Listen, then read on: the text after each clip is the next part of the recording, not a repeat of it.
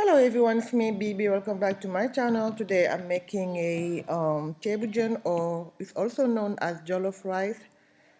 And I already make this recipe on my channel, but when I was making it, it was for a large crowd. It was for 35 people. So a lot of you messaged me telling me I need to make it a small version of it. So this is how I make it. Yes, inside this pot we have some 1 cup of vegetable oil, and this is some salt. The next ingredient we're going to add is some yett, and yett means like a fermented seafood, like a fermented seashell, and it's a seafood, and we're gonna add that too. And the next step is to add the onion mixture. That's why we have here 1 onion, half a habanero pepper, 1 jumbo cube, and few garlic cloves. We're gonna chop the onion before we add everything else into the manual food processor. Then once that is mashed, we're going to add it inside the hot oil. And soon after you drop the onion mixture in, you can go ahead and start working with your tomato paste. Yes, this dish needs lots of tomato paste.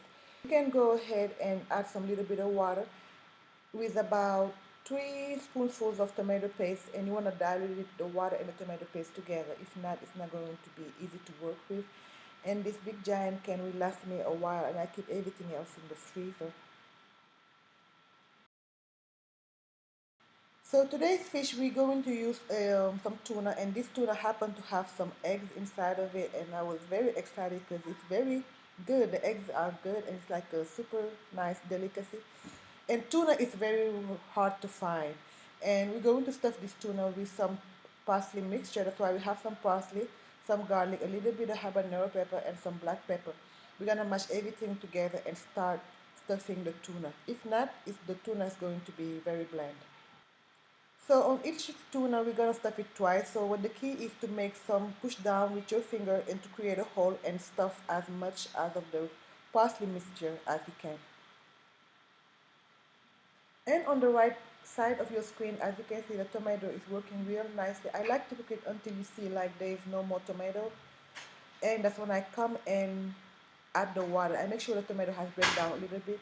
And as you can see, also this is some hot boiling water, and the reason is I want to speed up the process a little bit because I was in a hurry when I was making this video. I had things to do in the afternoon. And you can go ahead and drop the tuna in with the tuna eggs, and I make a big splash while I was dropping the tuna. So next is time to work on the vegetables. That's why we have here some cabbage, parsnips, squash, carrot, sweet potato, yuca, eggplant, okra, and some habanero peppers.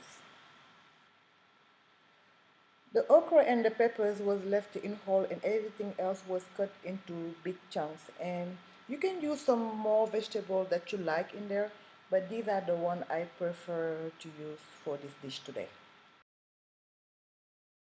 So here we have some rice, and this is about 2 pounds of it, and it's broken rice or rice pit.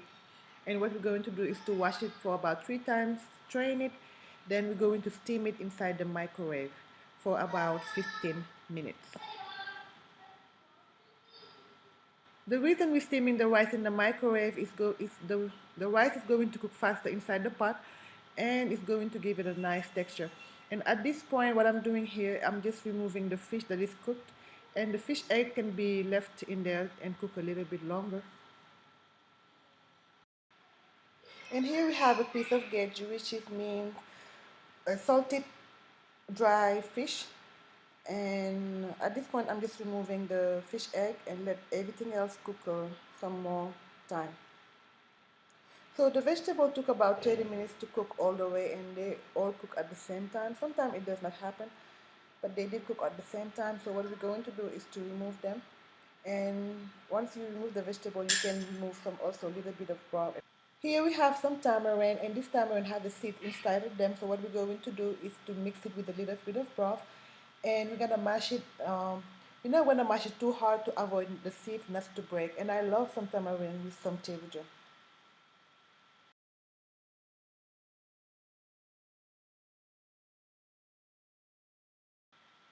And next we're going to make some knockers. Knockers is like the last chance you get to season the food. We have some little bit of onion, some garlic, and some jumbo. Mash everything until it's all smooth, then add it into the pot. Once you add the no-cost mixture in there, you can let it sit there, let it cook for another 5 minutes. And this is some salt. The reason we're adding more salt is the rice is pretty bland, so you want to make sure the flavors are just on point. And once the 5 minutes are up, you can go ahead and add the rice. And once you add the rice, you want to make sure it's cooking for at least a good 15 minutes and everything is shut. And then you want to come and fluff everything around and let it cook again for another 15 minutes. At that point, everything should be ready.